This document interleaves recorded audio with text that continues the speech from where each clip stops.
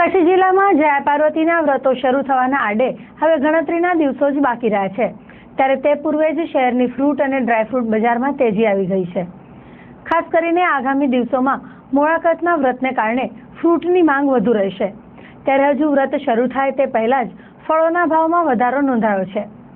શહેરની વાત કરીએ તો વેપારીઓના જણાવ્યા મુજબ હાલે ખારેકની સિઝન હોતા તેનો ઉપાડ સારો છે, જ્યારે અન્ય ફ્રૂટમાં ભાવો ખૂબ જ વધુ છે।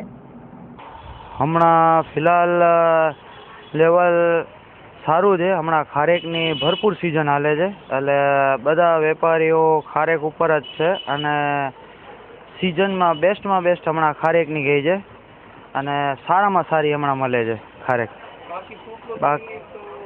બાકી હમણાં બધું બહારનું આવે છે, એપલ શું, પેર શું અને ચીકુ ને એ ટાઈપનો તો હમણાં સિઝન જ નથી કાંઈ। હવે શ્રાવણ મહિનો આવશે અને આ બધા વ્રતો ચાલુ થશે, એનામાં બજાર ડાઉન થશે અને ગ્રાહકોને સારી વસ્તુ પણ મળશે અને વ્યાજબી ભાવ પણ હશે।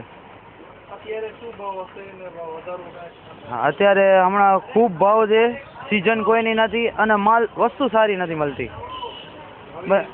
હવે હા 100% હવે, કારણ કે બધાની સિઝન ચાલુ થઈ ગઈ, પપૈયા સરેરાશ મસ્ત ચાલુ થઈ ગયા, ચીકુ ચાલુ થઈ ગયા, એટલે કેળાના મસ્ત આવી ગઈ।